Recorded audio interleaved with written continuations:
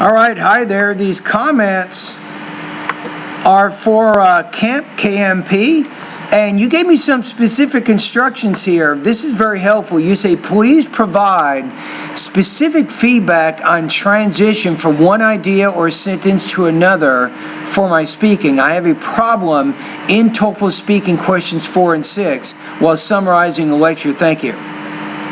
All right. So I have to check, you're asking me to check your topic development or your organization.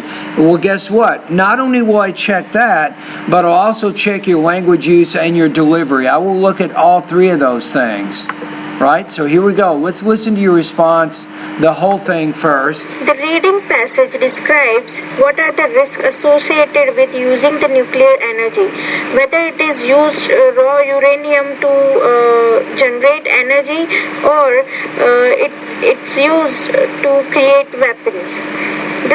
The speaker in the listening part describes one other risk associated with this nuclear technology. The risk is accident. He describes one incident that was happened on April 26, 1986. In the part of Russia where one nuclear plant had exploded and 30 people were killed and over 100 people were poisoned by the nuclear. So these type of accident can affect human lives.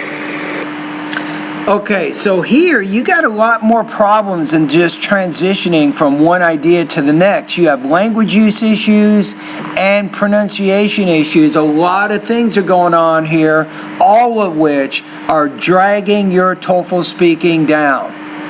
Right? So let's listen to it one more time. I want to listen to the introduction first.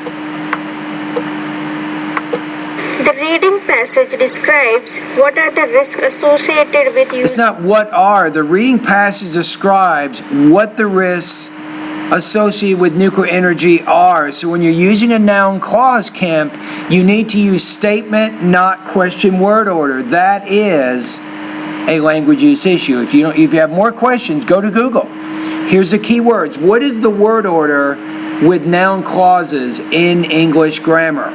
So you don't understand that. You're not sure how to form a noun clause or what word order you need to use when you're doing that. So that's something that you want to figure out before you post another speaking. The nuclear energy, whether it is used raw uranium to generate energy or it's used... Or whether it is used... to create weapons. Right. So then, if you're saying that, you might want to say the International Atomic Energy Agency is having difficulty monitoring what countries are doing with the rich uranium that they have. For example, are they using it for nuclear energy purposes or are they using it for weapons, for that? But my main suggestion here is you need an introduction, a more concise introduction that shows the relationship of the reading and the listening passage. You're not really doing that. What if you did this? What if you said, well, the reading passage discusses the dangers of nuclear energy, and the listening passage gives an example to illustrate that risk or that danger. You see what I'm saying? How long did that take? So that's probably 8 seconds right there. Then you go to the reading passage. You spend almost no time discussing the reading passage. You spend most of your time talking about the listening. I want you to balance it out. So after the introduction, spend maybe 15 or 20 seconds discussing the reading, and then you can spend the rest of your time focusing on the listening passage. The speaker in the listening part describes one other risk. When you say the word part, it's part, not Bart, but part. Now what you do is, check this out. You ever done this? So here's how you know if you're pronouncing the P correctly or not. Check this out. Watch what happens with the paper when I say the word part. Part. Part. Now here's what you're saying. Bart. Bart. Bart. What's the difference? The difference is how much air comes out of your mouth. That's exactly what the difference is. You need to force more air out of the oral cavity when you're producing the P consonant sound. Associated with this nuclear technology. A lot of pauses and hesitations in there. You're very uncomfortable talking about academic information. I can tell. I can see it. I can hear it. The risk is accident. He describes one incident that was happened on April 26th. You don't say that was happened. He described an incident that happened or that had happened, if you want to do it that way, but you want to use, I think, just simple past is going to work better there, and you can't form the simple past by saying was happened. That's a language use error. It is dragging your score down. 1986, in the part of Russia where again, in the part of Russia, a nuclear plant had exploded and 30 people were killed. When you say the word 30, check this out. The tongue is in between the teeth when I say 30. 30 people. And over 100 people were poisoned by the nuclear. So these type of... No, they were poisoned by radioactivity from the nuclear accident. That's probably a better way to say that. So your vocabulary limitations, you can't fully explain your ideas.